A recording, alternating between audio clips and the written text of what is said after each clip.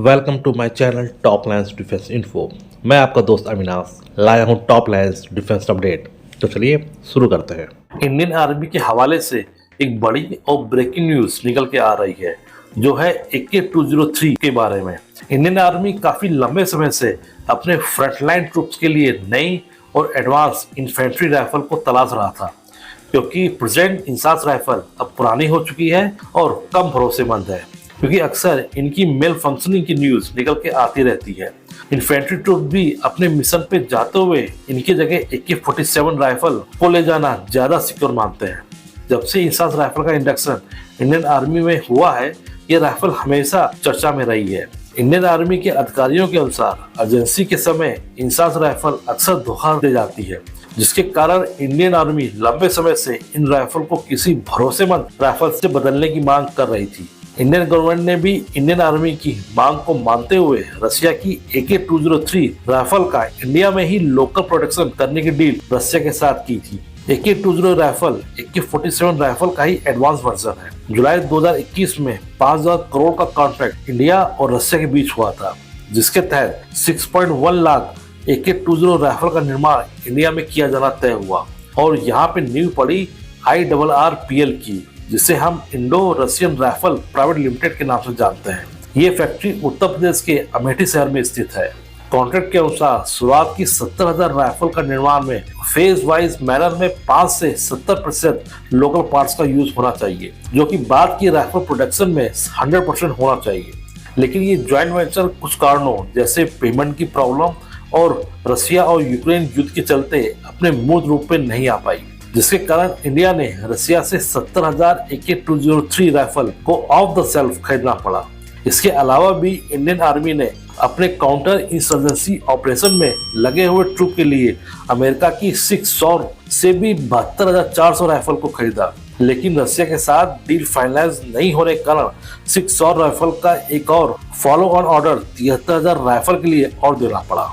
खैर, अब जबकि इंडिया और रशिया के बीच की प्रॉब्लम सॉल्व हो गई है, तो IRRPL फैक्ट्री ने भी राइफल का निर्माण शुरू कर दिया है, जिसके तहत 27,000 AK-203 राइफल इंडियन आर्मी को सौंप दी गई है, और वो भी 25% लोकल पार्ट्स के साथ। और अगले 2 हफ्ते के अंदर 8,000 राइफल और सेना को सौंप दी जाएगी। इंडिया का न्यूक्लियर ट्राइड अब धीरे धीरे उस स्थिति में आ रहा है जिसकी कल्पना 1998 में पोखरण टेस्ट के तुरंत बाद की गई थी। न्यूक्लियर ट्राइड के अंतर्गत अगर आपके देश के ऊपर न्यूक्लियर हमला किया जाता है, तो आपके पास भी 3 ऑप्शन होते हैं उस हमलावर देश के ऊपर न्यूक्लियर अटैक करने का। पहला ऑप्शन है लैंड के जरिए, जिसमें आप अपनी न्यूक्लियर ब्लास्टिंग मिसाइल से उस देश के ऊपर स्ट्राइक करें। दूसरा, आप अपने सी के थ्रू, मतलब सबमरीन लॉन्च मिसाइल को एक्टिवेट करके स्ट्राइक कर सकते हैं।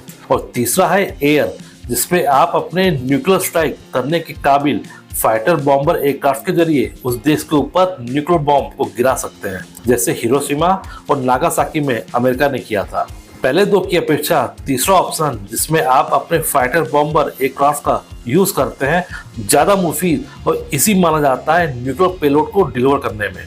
इंडिया के केस में इंडियन एयरफोर्स ऐसे 2 एयरक्राफ्ट का यूज करती है न्यूक्लियर पेलोड को फायर करने में, और वो हैं जगुआर एयरक्राफ्ट और मिराज 2000 एयरक्राफ्ट। जगुआर जहां ब्रिटेन से लाइसेंस के तहत देश में बनाए गए थे, तो वहीं मिराज एयरक्राफ्ट फ्रांस से डायरेक्टली खरीदे गए थे।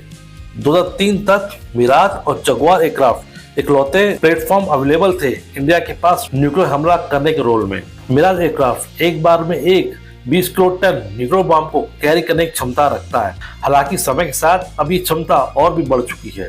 आपको बताता चलूं कि मिराज एयरक्राफ्ट को इंडियन एयरफोर्स में 1986 में इंडक्ट किया गए थे, और पिछले 38 सालों से मल्टी रोड फाइटर के साथ न्यूक्लियर अटैक एयरक्राफ्ट का रोल भी निभाता आया है। लेकिन समय के साथ अब इनका रिटायरमेंट भी 2035 तक होना है, जबकि जगुआर एयरक्राफ्ट का रिटायरमेंट इससे पहले से ही प्रस्तावित है। मतलब इंडियन एयरफोर्स 2035 तक इन दोनों को रिटायर कर देगी, और इससे पहले इंडियन एयरफोर्स को इस रोल को निभाने के लिए किसी नए एयरक्राफ्ट को चुनना जरूरी होगा। हालांकि इंडिया ने 36 राफेल एयरक्राफ्ट को फ्रांस से खरीदा है, वो भी न्यूक्लियर पेलोड को फायर करने में सक्षम है, लेकिन उनको कॉम्बैट एयर पेट्रोलिंग के लिए खरीदा गया है। लेकिन अगर इंडियन एयरफोर्स राफेल का लोकल प्रोटेक्शन करती है MRFA प्रोग्राम के तहत, तब इंडिया 114 राफेल में से कुछ को न्यूक्लियर स्ट्राइक रोल के लिए मॉडिफाइड कर सकती है। भविष्य में बनने वाला MCA भी इस रोल के लिए एकदम उपयुक्त साबित हो सकता है, लेकिन तब तक MCA प्रोग्राम क्या इतना मैच्योर हो पाएगा, क्योंकि MCA अपने स्टेल्थ कैपेबिलिटीज और एडवांस एवियोनिक्स के साथ लॉन्ग टर्म सॉल्यूशन हो सकता है। हालांकि ये सब इंडियन एयरफोर्स के डिसीजन के ऊपर निर्भर होगा कि वो ये देखेगी कि 2035 तक MCA अपने फुल फेज प्रोडक्शन तक आ जाए और राफेल का भी लोकल प्रोडक्शन शुरू हो सके।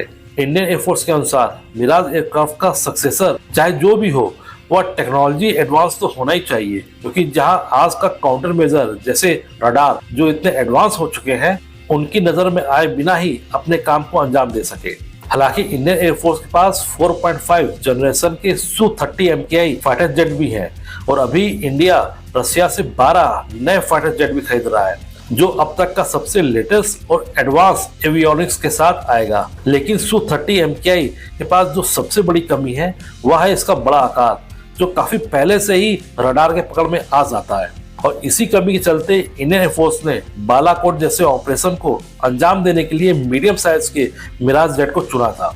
अतः इंडियन एयरफोर्स Su-30 MKI को इस रोल के लिए उपयुक्त नहीं मानती है, इसलिए न्यूक्लियर ट्राइड के लिए एयर ऑप्शन के तहत राफेल या MCA को ही इस रोल के लिए 2035 तक तैयार करवाना होगा।